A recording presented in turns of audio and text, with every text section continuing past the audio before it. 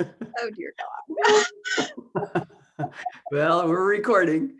I'm Christy Strow, and I'm one of the co-founders of the website Mystics for Hire, where mystics and people who are looking for mystical or for mystics or for guidance outside the five senses can come and meet each other. I'm getting to interview Kamala Murphey today, which is so exciting. Kamala is a spiritual mentor, healer, and coach. She works primarily with women to help them heal hurt and heartache so they can live a really luscious life. I love that. I like a luscious life. So we were talking at the beginning about what is mysticism? What does it mean to you? Yeah. No You know, pressure. it's weird because when I was younger, and probably in my 20s or something, it was like, oh, mysticism is the occult, and it's got this kind of a scary aspect to it. And it's like, oh, I don't know. I don't know.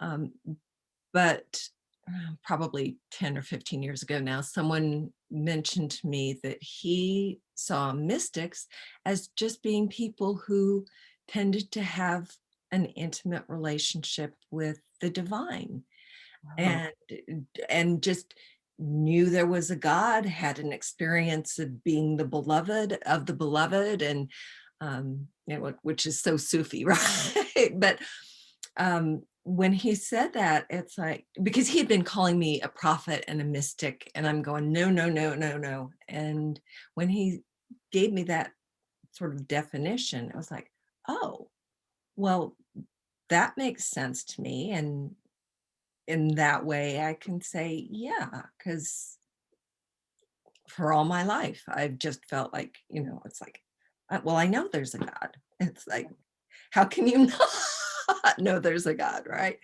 Um, so for me, the mystic is just, a regular person who just has this intimate relationship with the divine, with Allah, with God, with nature, just has that experience. so it's not just the experience though, but you also, and my experience with you anyway, is that your connection with the divine or with presence or with true nature or whatever we're calling it also gives you insight into other people. Yeah. um, years ago, my husband said something to a friend about, well, Kamala just knows things. And I'm kind of like, well, what do you mean? I just, but I guess I do. So I have um, I can easily connect with the divine, and it just seems like closing my eyes and not boom exactly, but Right. I guess it feels like I come home, you Yeah. know, and um, then I feel like I can read people's hearts. I just know about hearts, and I'm sensitive. Yeah. Yeah, definitely. Empath. Yeah. Would you say And empath? yeah. Yeah. And I just feel things or know things. And if someone's got a closed heart, for example, it's like I can feel it. I can feel that tightness. So when you are working with women to heal heartbreak, Yeah. how does that work exactly? Well, first it's like, do you really want, are you ready to have that heart softened? Because most of the time, I feel like the way it comes to me is if there's been heartbreak or heartache, um, we're wounded. So we want to cover up Yeah. and protect. Mhm. So it's a bit like, okay, so we're putting a bandage on and then another one and another one, and we build up this protection and armor almost. Mhm. And some women don't want to take that off, because they've been too hurt, Yeah. too wounded, and it's like, no way. I'm not going to do that. But at some point, the women that I work with anyway, they've just gotten to a point where I'm missing out on life. I'm missing out on what I really want. And it's that love, right? Yeah. So they have to be ready, and bit by bit, it's like whatever the whatever God sends through me, um, it's like the layers get softened so that bit by bit the heart can open up again. Mhm. So is it partly energy healing Yeah, then? Are you like when you say this thing about God, what God sends through you, what yeah. what is that process exactly? Oh, I wish I could say. I know. I know it's It's one of those, it's like, yeah, I know things, but can I articulate what I know? Sometimes well, yes, sometimes no. But it does. It feels like it's an energy. It feels, and I'm a feeler, so it feels like an energy and love oftentimes, or gentleness. Some of the divine qualities like, well, love and gentleness and peace. So almost like a wave comes through. So it's very much energetic, but with a flavor of softness or sweetness that just allows someone to relax a little bit. mm, We're tight, and it's like, oh, okay, I can just let go for a little bit and lean back, take a breath. Exactly. Take a breath.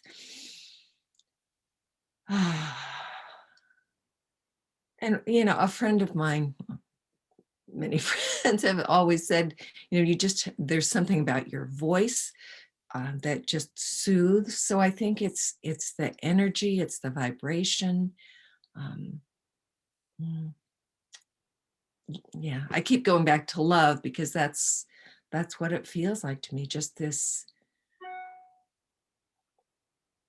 like, oh, the sweetest love, the most gentle, compassionate, adoring love. Like you are delighted in by the divine. It's just like there's nothing better. And I guess and the way I interpret it is how I wanted to feel when I was little. Like I was just adored, and that feels like mm, that's what God wants me to send through and help someone else to feel. I'm yeah. sorry, and I'm just going way off, but No, no, this is exactly what I wanted to hear. This yeah, is your process, and yeah, that's the mystery. that is the mystery. So, would you say then, to my linear, logical, rational mind, that you're channeling the love of God or the Yeah. divine through you to the person? So did they say they can feel it? Yes. And how does Absolutely. that heal? How does that Um, heal their heartbreak? it there are two things. One, it softens that. I have this image of a heart that's just encased in steel, Right. and um, it softens those layers so that people can feel a little safety, and Mhm. I'm going to be okay.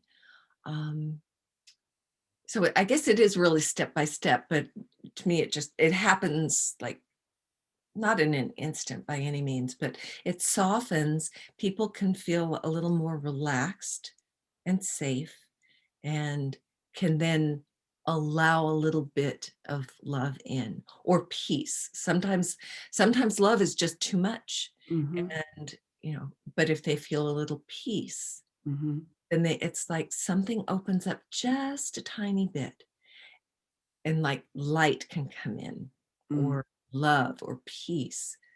Whatever that, what's interesting, because now that I'm talking about it, it depends on what that person's heart is really longing for at the moment, because I'm just bringing through what I get. Mm. A lot of the times I can think of one person in particular. It's like, it's not about love for me. It's just, I want to feel peace.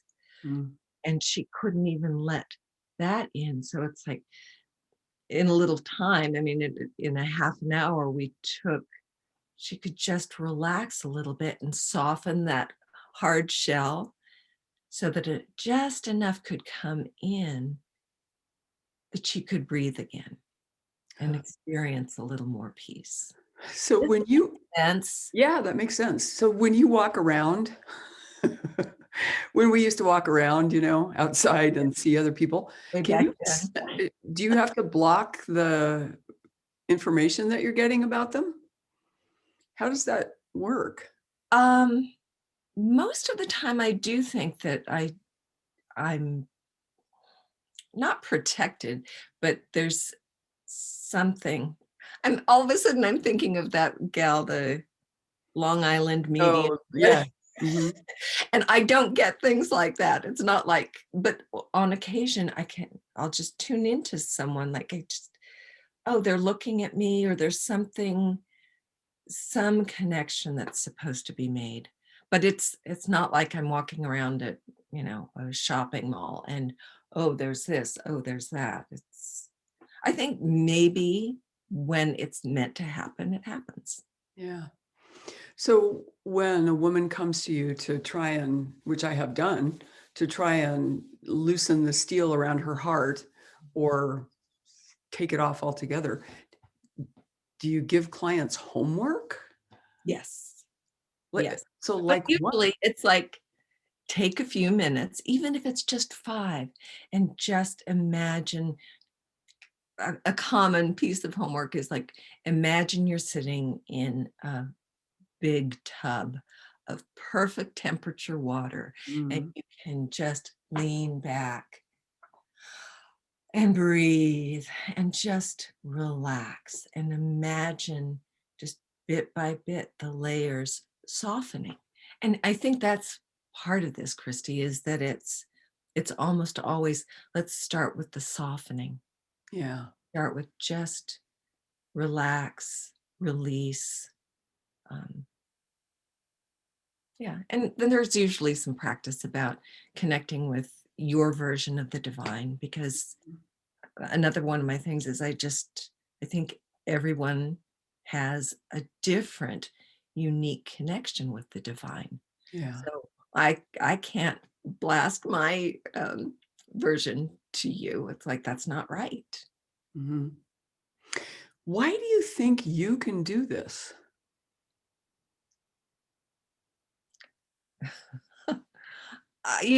I'm when I was 4 years old, I had um, just this really bizarre experience of, I felt like I was being taken out of my body Hmm.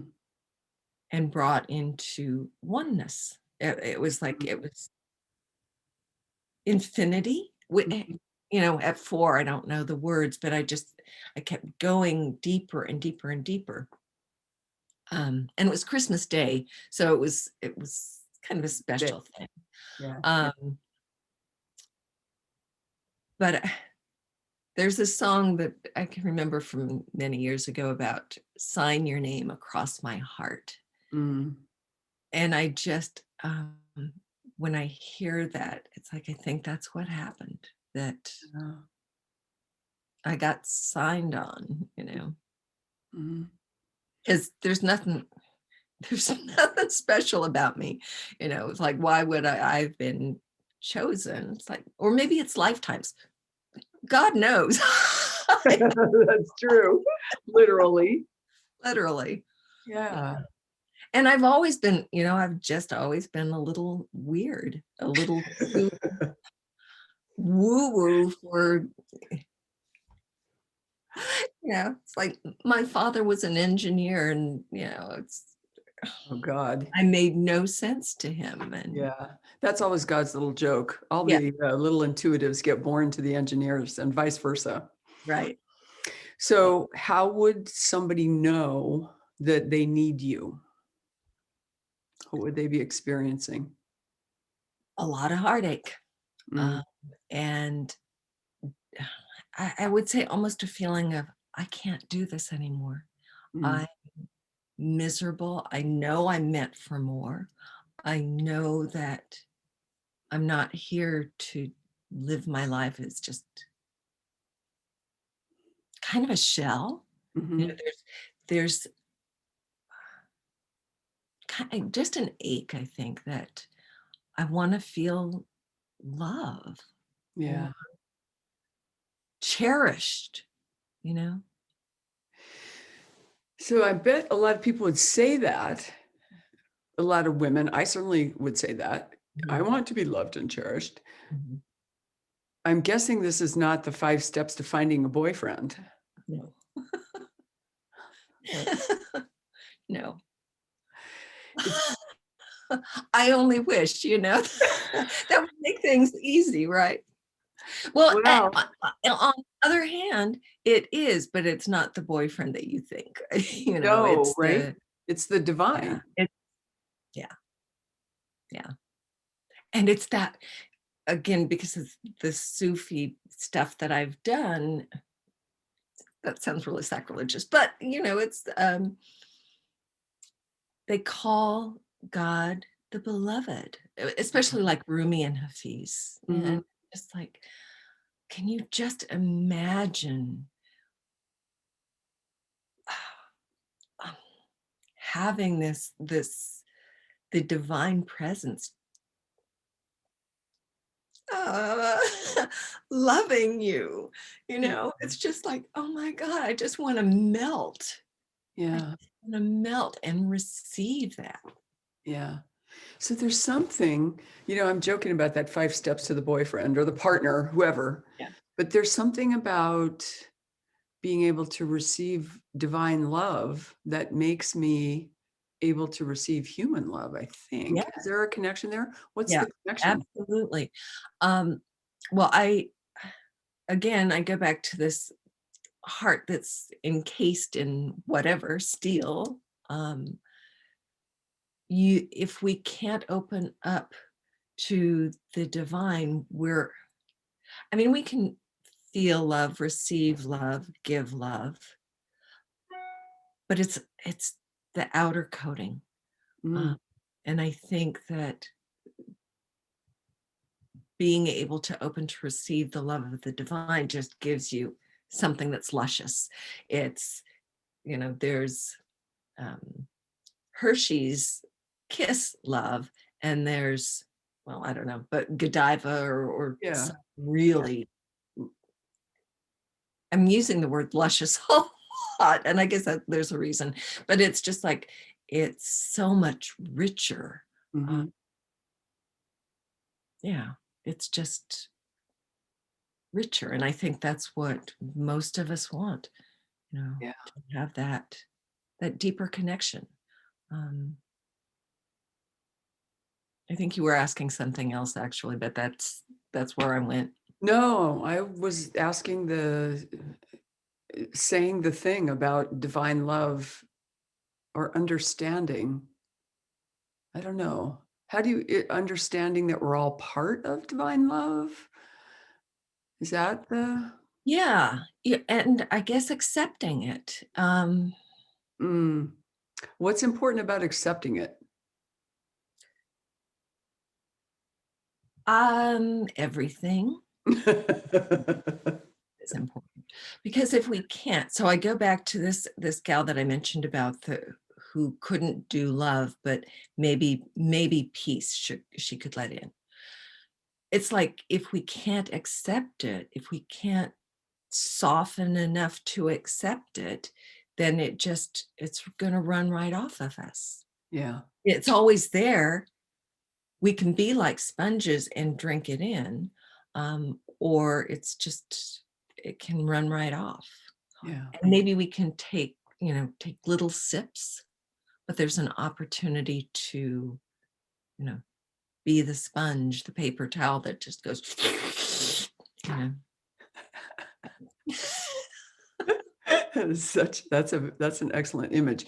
So what um how do I know who am I when I know I need to come to you?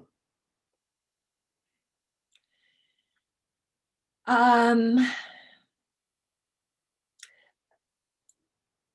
someone who most likely is in a partnership with, well, a partner who, um, you love that person, you know that person loves you, but there's just something that's amiss. It's kind of like, your heart feels parched in a way. Mm-hmm. Um, yeah, and there's a lot of the women I work with are older, and we're grieving over something, whether it's one of the things that sort of the one of the doors seems to be about grieving the way we look. We're not young and pretty anymore, and that, we don't like to think of it, but we care about our looks. So um just having a grief about something that you're missing, Mm-hmm. you know just something that's missing. And it's often, the partner, the lover, um, just kind of like we're not hitting it right anymore. So this is such a weird thing then. What you're teaching clients to do is receive love. How does what you do address this? I What's coming to me right off the bat is less attachment to this part, Yeah. more certainty and receiving of the richness that it, again, it's like it's all around us if we just can receive it. um, Mm-hmm. so that, because our minds tell us, oh, it has to be a certain way, Yeah. and when we can loosen our grip on how it's supposed to be and really be receiving, then we blossom. Mm. And I'm thinking this is how I feel it's happening for me right now. It's like, as I start to really receive even more deeply, I'm going to blossom. And whether my husband is, you know, just Yeah, uh, right. The second coming uh, of George Clooney yeah, or not. Yeah. yeah, then, I'm still okay, and I'm better than I was. I can have this richer life with him, without him, if he's adoring or if he's oblivious, you Mm. know. Mhm. Wow.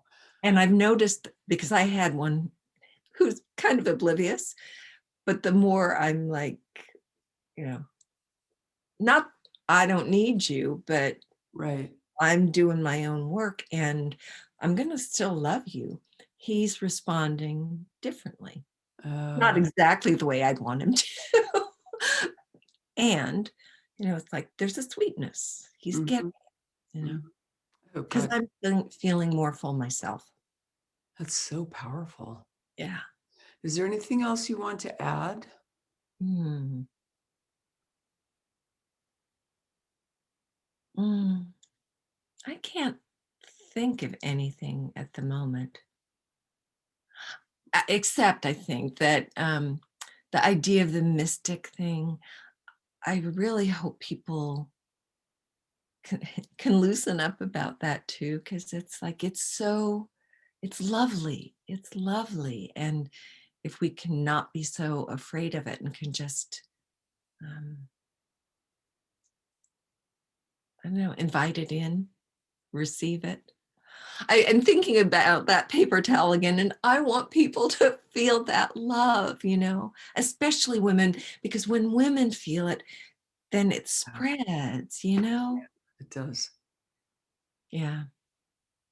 Okay. And I know that we want to go, but you had No, mentioned something about some of the people who are yeah, skeptics, skeptics. Mhm. and you know, how do you know that this is authentic divine guidance or authentic guidance? And I kind of like, you don't. How do you know what you know? So Right. and I wish people could experience just tastes of that knowing. Because I think people who don't or can't, um, their hearts have been hardened, or they're it's got to be a certain way and it's got to fit into certain things. Um, like I say, I want everybody to feel the love. Makes sense. Yeah. Well, thank you so much. Oh, thank you. This is so fun. Thank you It so much. is. And you've really touched on what mysticism is. Cool. Yeah. Yeah. So say you one more time. This is Kamala Murphy, and you're on the Mystics for Hire website, and you're also at kamalamurphy.com, Yeah. murphey.com. And I'm Christy Strau. I'm one of the co-founders of Mystics for Hire. And I'm so happy that we got to talk. I am too. I am too. And